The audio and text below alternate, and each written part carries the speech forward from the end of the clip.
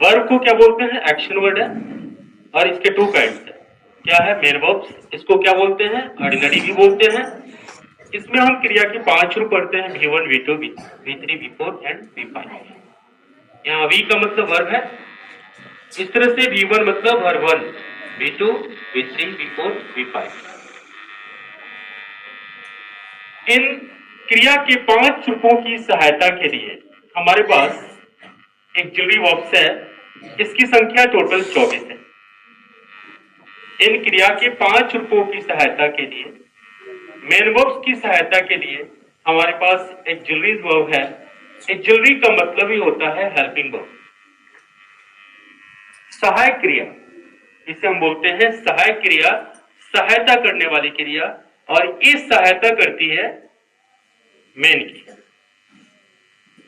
Fine. तो auxiliary की संख्या इंग्लिश में 24 है, यहां हमने डिजिट में लिखा है 24। ऑक्सिलरी की टोटल संख्या 24 है और इस मेन वर्ब्स में हम पढ़ते हैं क्रिया के 5 रूप, जो आवश्यकता के हिसाब से हम अपने सेंटेंस में इस्तेमाल करते हैं। बाबू, ऑक्सिलरी को अपनी जरूरत के हिसाब से 3 कैटेगरीज में बांटा गया है। पहला हमारा प्राइमरी है, इसकी संख्या 11 है। दूसरा हमारा मॉडल से, इसकी संख्या 10 है। और तीसरा हमारा सेमी मॉडल से, इसकी संख्या 3 है। हम जब तीनों को जोड़ देंगे तो ये हमारे 11, 10 और 3 24। ऑक्सिलरी वर्ब की संख्या कितनी हो गई? 24।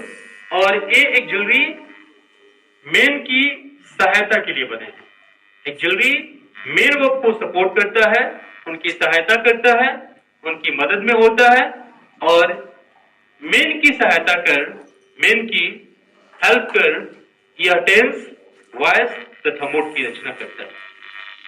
अब यहां टेंस, वॉइस और मोड, इसके ऊपर चर्चा होगी। टेंस की रचना का मतलब क्या है? यह टाइम को अलग अलग पार्ट में बांट के बताने की कोशिश करता है कौन सा काम किस समय में हुआ। वॉइस का मतलब है कि यह केवल काम पर फोकस करने की कोशिश करता है कि काम कैसे हुई। टेंस में काम करने वाले ने कैसे काम किया, टेंस में हम काम करने वाले पर फोकस करते हैं, वॉइस में हम केवल काम पर फोकस करते हैं, और मूड जिसको बोला जाता है, मूड में हम काम की अवस्था को दिखाते हैं, स्टेट को दिखाते हैं।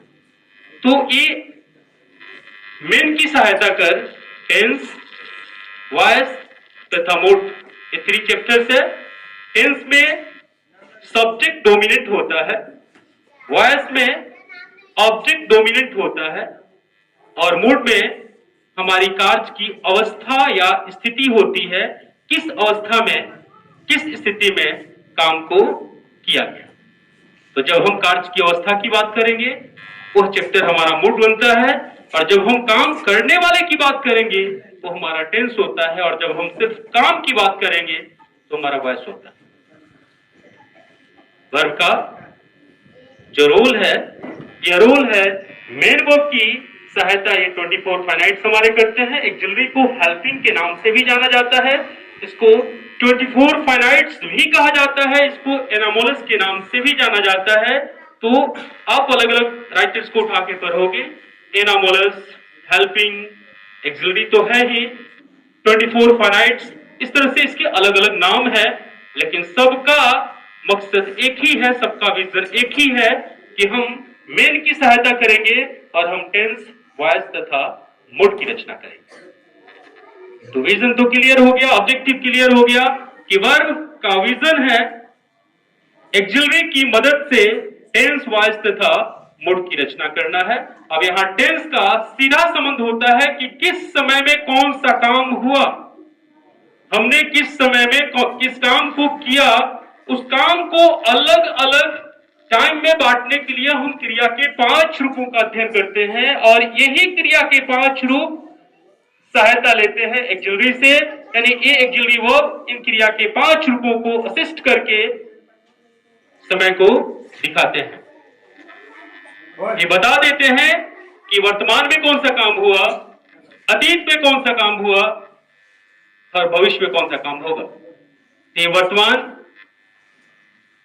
अतीत और भविष्य की निर्धारण हम इन्हीं क्रिया के 5 रूपों से करते हैं। ये क्रिया के 5 रूप अगर हमारा क्लियर नहीं है, स्पष्ट नहीं है, तो फिर हम प्रेजेंट, पास्ट और फ्यूचर के एक्शन को हम क्लियर नहीं कर पाएंगे। मेरी बात समझ में आ रही है आपको? तो इतना तो स्पष्ट हो गया कि वर्ब में मेन वर्ब होता है और इस वर्ब में हमारा एक्सिलरी होता है। मेन में हमें क्रिया के 5 रूपों का अध्ययन करना होता है और एक्सिलरी में हमें 24 शब्दों का अध्ययन करना होता है। इन 24 शब्दों में हमारा प्राइमरी के 11, इस प्राइमरी के 11 में कौन कौन से शब्द हैं, इसको भी 3 हम श्रेणी में बांट लेते हैं। पहला हमारा टू बी है। टू बी में इज, एम, आर, वाज, वर 5 शब्द हो गए। दूसरा है टू डू, इसमें 3 शब्द हम पढ़ते हैं, डू, डज और डीड। और तीसरा टू हैव है, इसमें हम 3 शब्द पढ़ते हैं, हैज, हैव और हैड। तो प्राइमरी की टोटल संख्या टू बी के 5, टू डू के 3 और टू हैव के 3। अगर आप तीनों को जोड़ देंगे तो टोटल 11 हो गए, 11 हो गए। इसलिए हमने यहां लिखी है प्राइमरी की संख्या 11। मॉडल्स आपके सामने है। इस मॉडल्स में हमारा शैल विल 2, कैन और में 2, 4 हो गए।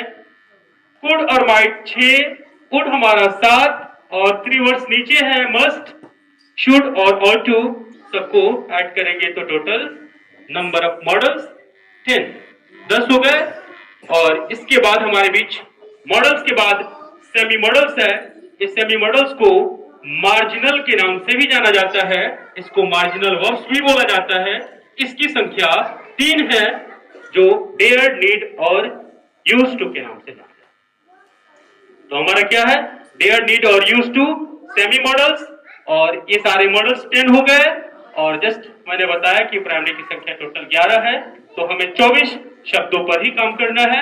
और इन 24 शब्दों की सहायता से, 24 वर्ड्स की सहायता से हम मेन वर्ब्स के रूप में V1, V2, V3, V4, V5 जो आते हैं, हम एक दूसरे का सपोर्ट लेकर हम टेंस वाइज तथा वर्ड की रचना करते हैं। समझ में आ गई बात?